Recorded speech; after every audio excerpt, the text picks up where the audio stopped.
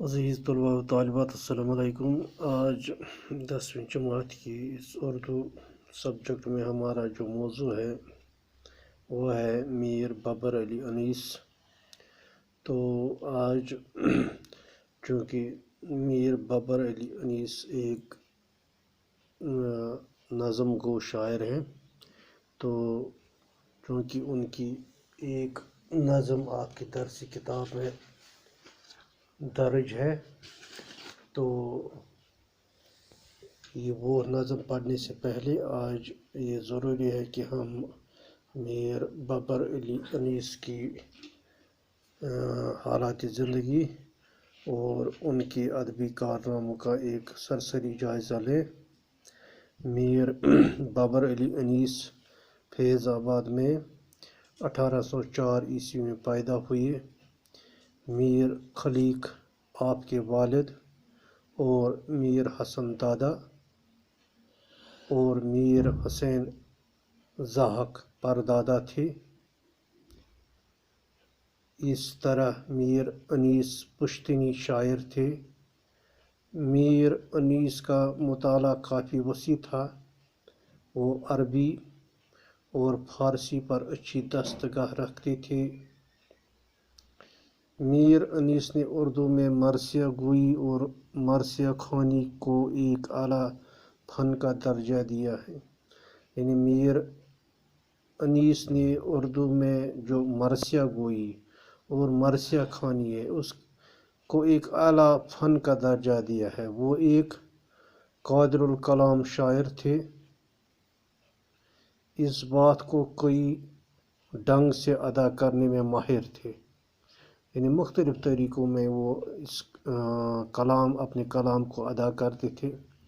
وہ ایک اعلیٰ پائے کے مرثیہ نگار تسلیم کیے گئے ہیں، یعنی مرثیہ لکھنے میں وہ ماہر تھے۔ ان کی مرثیوں میں مختلف قسم کے اشخاص کی سیرت و کردار کی سچی اور اچھی تصویریں نظر آتی ہیں۔ فصاحت ان کے کلام کا خاصہ ہے۔ مناظر فطرت کا بیان کرنا ہو یا انسانی جذبات و احساسات کی تصویر کھینچنا ہو، انیس نے ہمیشہ واقعیت اور اصلیت کو مد نظر رکھا ہے۔ لفظوں کے انتخاب اور استعمال میں آج تک ان کا ثانی پیدا نہیں ہوا ہے۔ یعنی کہ جس طرح میر بابر علی انیس یا میر انیس عام زبان میں انہیں کہا جاتا ہے، تو لفظوں کے انتخاب اور استعمال، یعنی کہاں پر کون سا لفظ استعمال کرنا ہے، تو اس فن میں ان کا کوئی ثانی پیدا نہ ہو سکا۔ یعنی کہ اس طرح وہ مہارت رکھتے ہیں، یعنی کہ لفظوں کے انتخاب اور ان کے استعمال میں۔ مرثیہ گوئی کے علاوہ میر انیس کو رباعیات گوئی میں بھی استاد تسلیم کیا ہے۔ یعنی مرثیہ گوئی کے علاوہ میر انیس کو رباعیات گوئی میں بھی استاد تسلیم کیا گیا ہے۔ ان کی چست رباعیوں میں علم و حکمت اور اخلاق کے نکتے بیان کیے گئے ہیں۔ ان کی بعض رباعیات ایسی زوردار اور چست ہیں کہ وہ ضرب المثل کے طور پر دہرائی جاتی ہیں۔ یعنی ان کی جو روایات ہیں وہ کافی مشہور ہیں اور ان کی مثال دی جاتی ہے۔ تو ان رباعیات میں انہوں نے نام حاصل کیا ہے۔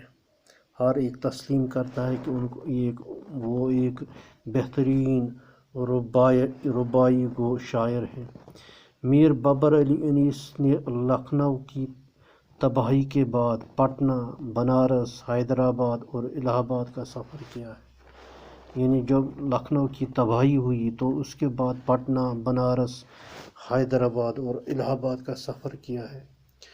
1847 عیسوی میں اس دار فانی سے کوچ گیا، یعنی کہ 1847 عیسوی میں وہ وفات ہو گئے۔ تو عزیز طلباء طالبات، یہ تھا ایک سرسری جائزہ میر بابر علی انیس کا. تو آج کے لیے بس اتنا ہی. شکریہ.